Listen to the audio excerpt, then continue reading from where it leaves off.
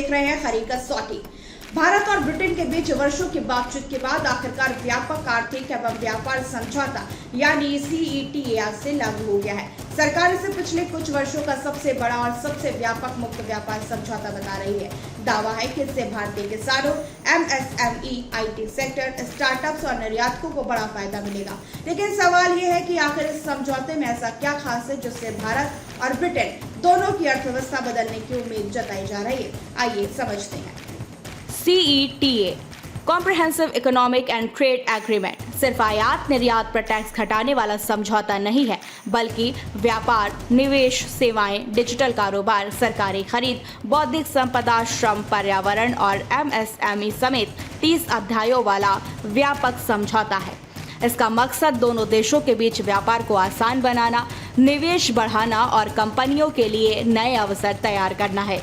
भारत सरकार का अनुमान है कि इससे आने वाले वर्षों में भारत और ब्रिटेन के बीच द्विपक्षीय व्यापार में उल्लेखनीय बढ़ोतरी होगी और भारतीय कंपनियों की वैश्विक प्रतिस्पर्धा भी मजबूत होगी।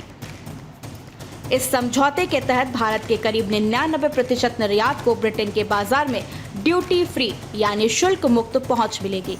इसका सबसे बड़ा लाभ टेक्सटाइल, रेडीमेड गारमेंट्स, चमड़ा उद्योग, जेम्स एंड ज्वेलरी, इंजीनियरिंग सामान, ऑटो कंपोनेंट, समुद्री उत्पाद, कृषि और खाद्य प्रसंस्करण उद्योग को मिलने की उम्मीद है। पहली बार ब्रिटेन की कंपनियां भारत सरकार की करीब 40,000 उच्च मूल्य वाली सरकारी निविदाओं में भी भाग ले सकेंगी। इससे इंफ्रास्ट्रक्चर, परिवहन और ग्रीन एनर्जी जैसे क्षेत्रों में नई तकनीक और निवेश आने की संभावना बढ़ेगी।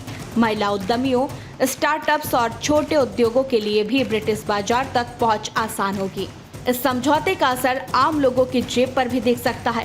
ब्रिटेन से आने वाले स्कॉच विस्की पर अभी 150% आयात शुल्क लगता है। इससे पहले चरण में घटाकर 75% और अगले 10 वर्षों में 40% तक लाया जाएगा। इसी तरह ब्रिटेन में बनी पूरी तरह तैयार कारों पर आयात शुल्क 110% से घटाकर 10% किया जाएगा, लेकिन ये राहत चरणबद्ध तरीके से मिलेगी। हालांकि सरकार ने भारतीय ऑटो उद्योग की सुरक्षा के लिए इलेक्ट्रिक, हाइब्रिड और हाइड्रोजन कारों को शुरुआती 5 वर्षों तक इस छूट से बाहर रखा है। इन पर रियायत 6ठे वर्ष से शुरू होगी। IT सेक्टर के लिए भी यह समझौता बड़ी राहत लेकर आया है। अब भारत से ब्रिटेन जाने वाले कर्मचारियों और उनके नियोक्ताओं को 5 वर्षों तक ब्रिटेन में सोशल सिक्योरिटी योगदान नहीं देना होगा। इससे भारतीय IT कंपनियों की लागत घटेगी और उन्हें प्रतिस्पर्धात्मक बढ़त मिलेगी। वहीं भारत ने अपने संवेदनशील क्षेत्रों की सुरक्षा भी सुनिश्चित की है।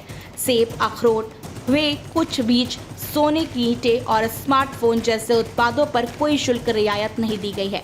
दूसरी ओर ब्रिटेन ने चावल, चीनी और कुछ मांस उत्पादों को समझौते से बाहर रखा है। कुल मिलाकर भारत UK CETA सिर्फ एक व्यापार समझौता नहीं बल्कि दोनों देशों के आर्थिक रिश्तों को नई दिशा देने वाला कदम माना जा रहा है। अगर सरकार के अनुमान सही साबित होते हैं तो आने वाले वर्षों में भारतीय निर्यात, निवेश, रोजगार और मैन्युफैक्चरिंग सेक्टर को इसका बड़ा फायदा मिल सकता है। हालांकि इसका वास्तविक असर आने वाले समय में व्यापार के आंकड़ों और बाजार की प्रतिक्रिया से साफ होगा।